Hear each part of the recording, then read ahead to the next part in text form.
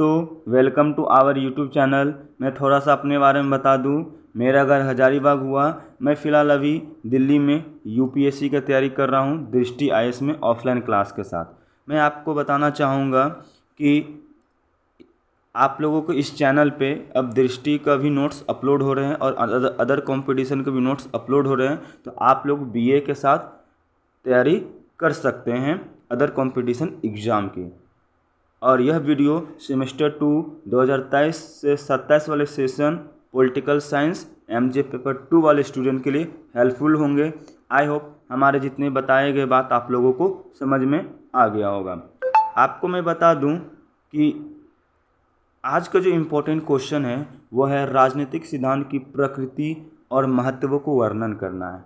और आपको मैं बता दूं, मैं जीएस की तैयारी करते करते आपको मैं तो इतना तो मेरे को समझ में आ गई है, यूपीएससी की भी तैयारी करते करते इतना तो समझ में आ गई है कि आप लोग अगर जीएस में अच्छा नंबर लाना चाहते हैं, यानी कोई भी आर्ट्स पेपर में, तो आप लोगों को क्वेश्चन अच्छी तरह से समझ में आनी चाहिए, तो ही आप अच्छा नंबर ला सकते हैं। तो मेरा मेन मोटिव है कि आप लोगों को क्वेश्चन भी समझाना है और आंसर को भी इस तरह से समझा देना है कि आप लोग एग्ज़ाम में जाओ, इस वीडियो को सुनने के बाद आप लोगों के आंसर लिखा जाए।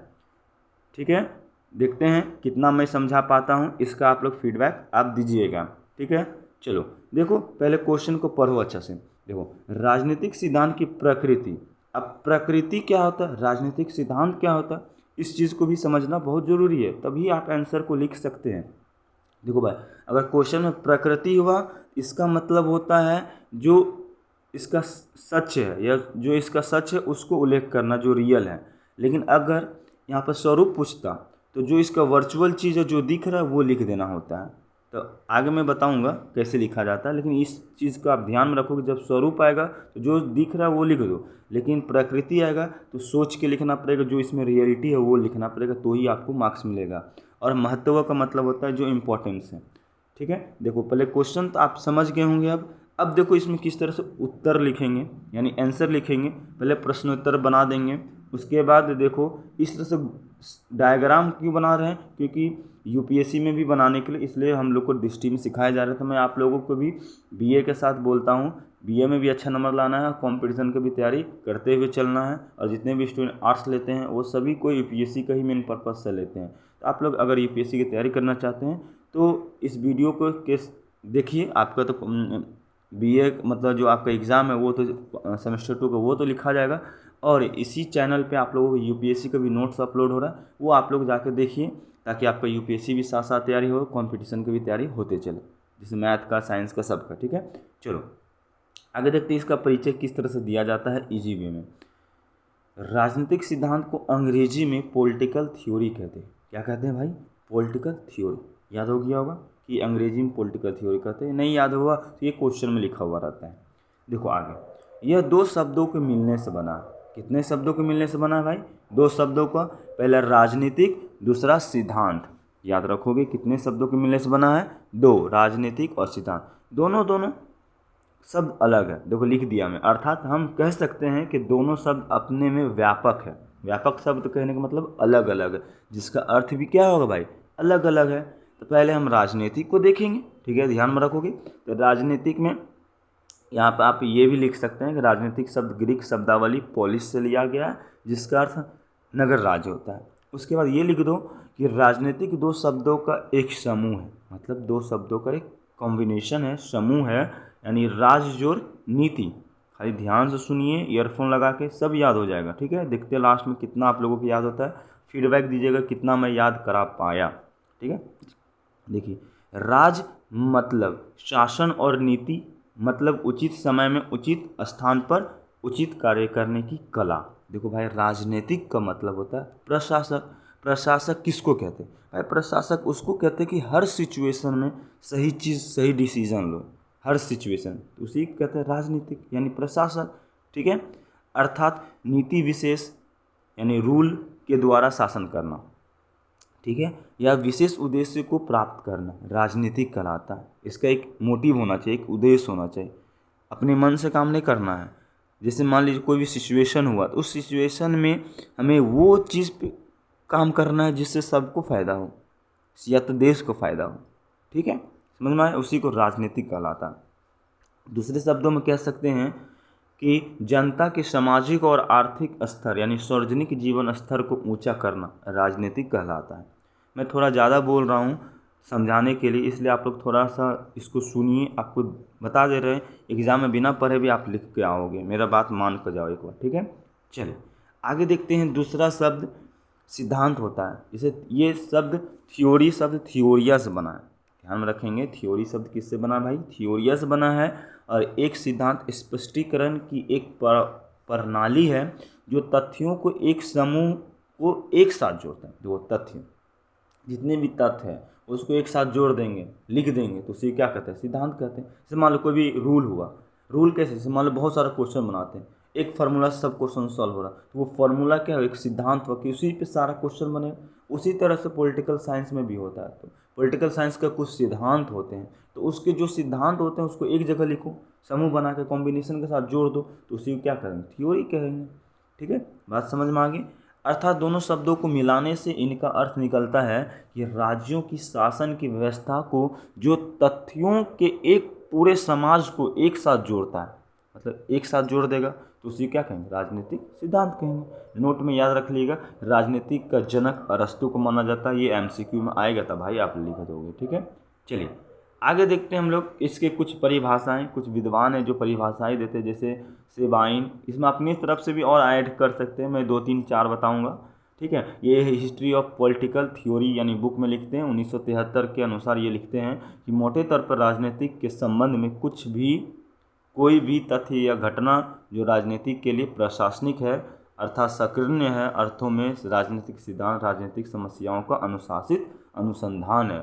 ठीक है, मतलब कहने का मतलब यही होता है कि राजनीतिक सिद्धांत एक संबंध है भाई, मोटे तौर पर कहो ये घटना को एक साथ जोड़ता है। मतलब कहने का मतलब ये भी वही कह रहा है, बस इसको आप इसके अनुसार क्या ये प्रस्तुत किए अपने लाइन से, वो आपको एग्जामिनर को दिखाना कि ये कुछ विद्वान है जो लिखा है। देखो भाई, जब पॉलिटिकल साइंस पढ़ोगे तब आर्टिकल वाला जब आएंगे तो आर्टिकल लिखो, जब कोई राइटर वाला आता है या थ्योरी मतलब दार्शनिक वाला आता है तो उसके बातों को भी लिखना महत्वपूर्ण हो जाता है। इसलिए इस तरह से कुछ परिभाषाएं दिया जाता है ताकि आपका आंसर भी कुछ बड़ा हो जाए, है ना।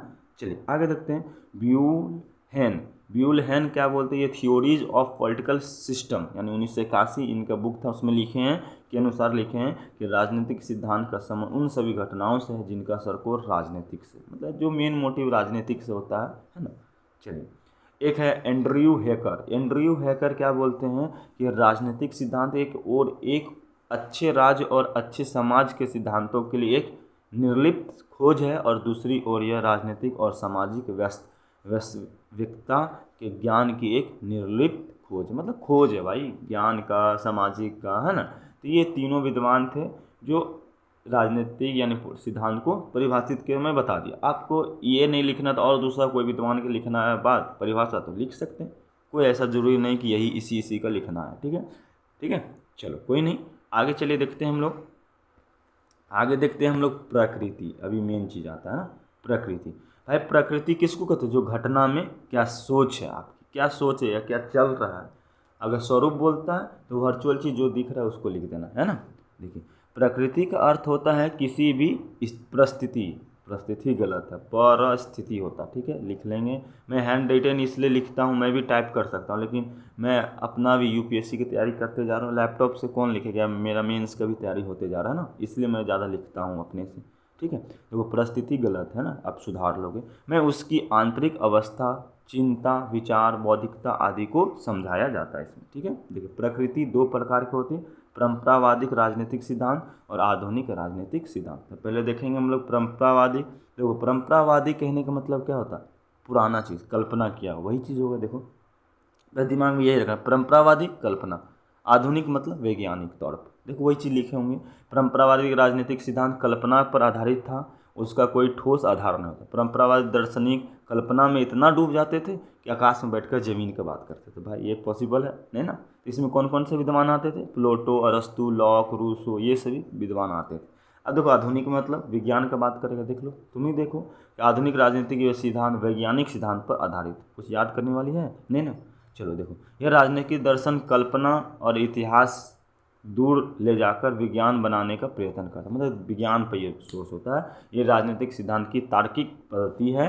इसमें चार्ल्स मेरियम, डेविड स्टर्न, होलार्ड, लावेस, कार्ल डायच, ये सब दार्शनिक आधुनिक राजनीतिक सिद्धांत का बात करते हैं या समर्थक है, जो भी है। ठीक है, अब बात करेंगे महत्व का। महत्व मतलब इम्पोर्टेंट।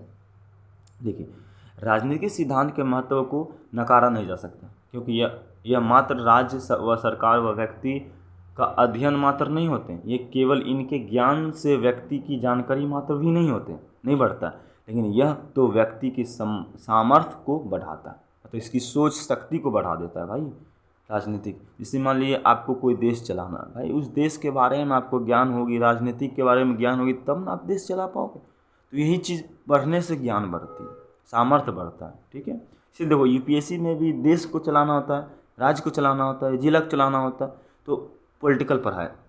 क्यों पढ़ाया? क्योंकि आपके लिए उसके समर्थ होना चाहिए भाई, उसके ज्ञान होनी चाहिए। अब मान लिया आपके सामने बहुत सारे प्रॉब्लम आ गई, सॉल्व करने की आपकी क्षमता होनी चाहिए भाई। समझ में आए रे भाई? चलिए आगे देखते हैं। चलिए,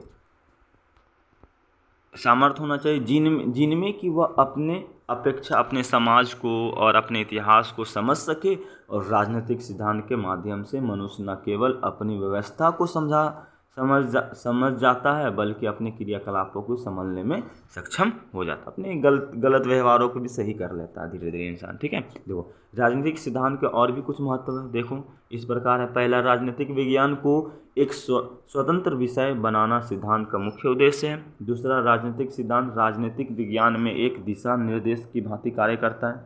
तीसरा देख सकते हैं, एक नीति निर्देशक होने के कारण राजनीतिक सिद्धांत आदर्शों व मानकों का वह ज्ञान है जिनके आधार पर मनुष्य घटनाओं, आंदोलन की आदि को परखा जा सकता है। ये देखिए, राजनीतिक सिद्धांत हमें व्यक्ति का समाज, इतिहास के सिद्धांतों के अध्ययन में सहायता देता है।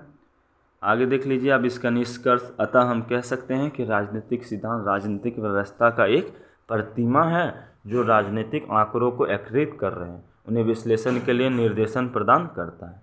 यह एक विज्ञान के रूप में राजनीतिक सिद्धांत को विकसित कर रहा है और मानव को व्यवहार भी कर रहा है। तो आप इस प्रकार से आंसर लिखिए, आपको फुल में फुल मार्क्स मिलेगा, 20 में 20। आई होप सारे बताए गए बात आपको समझ में आएगा। एक बार नहीं समझ में तो 2 बार इसको वीडियो देखिए, आपको सब चीज़ समझ में आएगा। फिर मिलते हैं नेक्स्ट वीडियो में, तब तक के लिए बाय बाय। जय हिंद, जय भारत।